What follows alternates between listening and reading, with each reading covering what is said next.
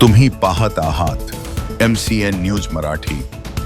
महाराष्ट्राच्या अधिवेशनादरम्यान अकोट मतदारसंघाचे आमदार प्रकाश भारसाकडे यांनी अकोला जिल्ह्यातील 4 पत्रकारांविरोधात हक्कभंग प्रस्ताव आणल्याने राजकीय आणि पत्रकारितेच्या वर्तुळात मोठी खळबळ उडाली आहे। यामध्ये अकोला येथील टीव्ही न्यूज चॅनलचे रिपोर्टर उमेश अलोने व अक्षय गवळी तसेच अकोटमधील पत्रकार संजय आठवले व रविराज मोरे यांचा समावेश आहे। अकोट मतदारसंघात या घडामोडीची जोरदार चर्चा सुरू असून काही ठिकाणी या निर्णयाचे कौतुक होताना सुद्धा दुसरीकडे पत्रकार संघटना आणि नागरिकांमध्ये तीव्र नाराजीही व्यक्त होत आहे। त्यामुळे हा हक्कभंग प्रस्ताव नेमका पत्रकारितेच्या मर्यादांचा प्रश्न आहे की राजकीय असंतोषाचा परिणाम, असा सवाल उपस्थित होतोय। विशेष म्हणजे अधिवेशनाच्या काळात अकोट मतदारसंघाशी संबंधित अनेक गंभीर प्रश्न प्रलंबित असताना आमदारांनी पत्रकारांविरोधात हक्कभंग प्रस्ताव आणल्याने अनेकांनी आश्चर्य व्यक्त केले आहे। अकोट तालुक्यातील रस्त्यांची दुरावस्था, शासकीय रुग्णालयातील अपुऱ्या सुविधा, उपचाराअभावी रुग्णांचे होणारे मृत्यू, पिण्याच्या पाण्याची टंचाई अशा अनेक मूलभूत सुविधा नागरिकांना भेडसावत आहेत। विशेषतः अकोट दर्यापूर मार्ग हा अपघातांसाठी कुप्रसिद्ध झाला असून स्थानिकांच्या भाषेत तो मृत्यूचा सापळा ठरला आहे। या पार्श्वभूमीवर या गंभीर प्रश्नांवर आवाज उठवण्याऐवजी पत्रकारांविरोधात हक्कभंग प्रस्ताव आणल्यामुळे आमदारांच्या भूमिकेवर प्रश्नचिन्ह उपस्थित होत आहे।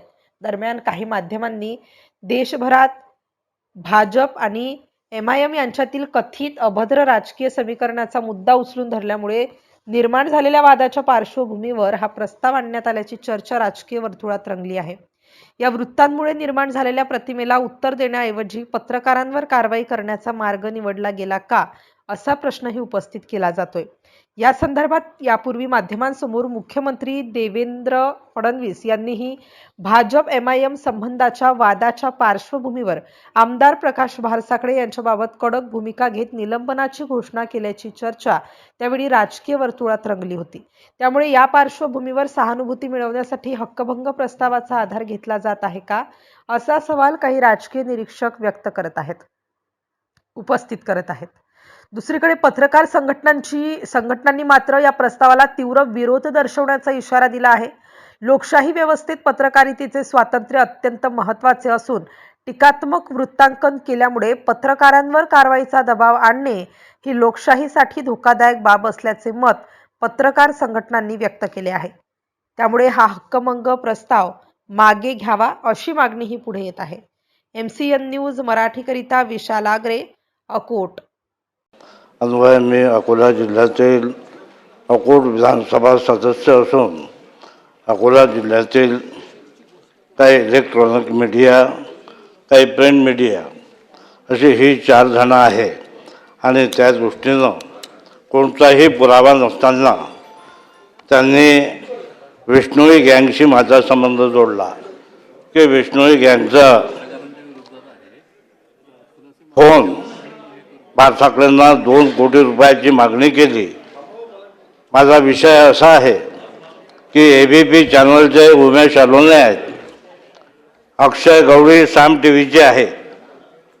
चॅनलच्या संदर्भात मला काही बोलायचं नाही, विश्वसनीय चॅनल आहे, पण त्यांचे जे माणसं आहेत ते अतिशय वेगळ्या पद्धतीचं ब्लॅकमेलिंग करण्याचे प्रयत्न करतात।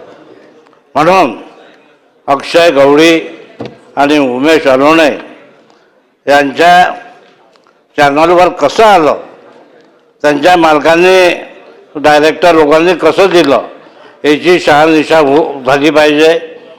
आणि एवढ्यावरच नाही तर यांचे संबंध जो विष्णोई गँगचा शुभम लोणकर आहे तो आज विदेशात आहे असं म्हणतात आणि विदेशात असल्यावर त्यांचे कॉन्टॅक्ट आहेत। म्हणजे ते उद्या असं म्हणता माझी सुपारी सुद्धा देऊ शकतात, याच्यात काही बोली शंका नाही, माझा आरोप आहे। एवढ्यावरच नाही तो जो प्रिंट मीडिया आहे रविराज मोरे आणि महावाईचे चॅनलचे आठवले संजय हेच काम करतात। त्याच्यामध्ये स्पष्ट सांगितलेलं आहे की भारसाकडे यांना विष्णोई गँगचा फोन आला, पण तो कोणाला आला? शहर अध्यक्षांना आला। आता शहर अध्यक्षांना फोन आला, त्याला सिक्युरिटी मिळाली आणि चॅनलवर नाव आहे की आमदार प्रकाश भारसाखळे यांना 2 कोटी रुपये मागणी केली, म्हणजे कोणताही पुरावा नाही. आणि हा जो संजय आठवले आणि हा रविराज मुले हॅबिच्युअल आहेत, हे पोलीसच्या रेकॉर्डवर आहे. पोलीस सहसा यांच्यावर कारवाई करायला धजत नाही, अशी ही परिस्थिती आहे. म्हणून याची चांगल्या पद्धतीनं चौकशी होऊन यांना दंडित करावं अशी माझी विनंती आहे.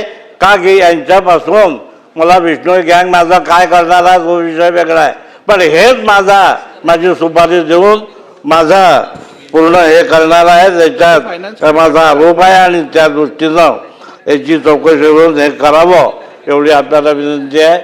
माझी हक्कभंगाची सूचना लावली त्याबद्दल आपला आभारी आहे. धन्यवाद. ठीक आहे. या संदर्भातली माहिती मागू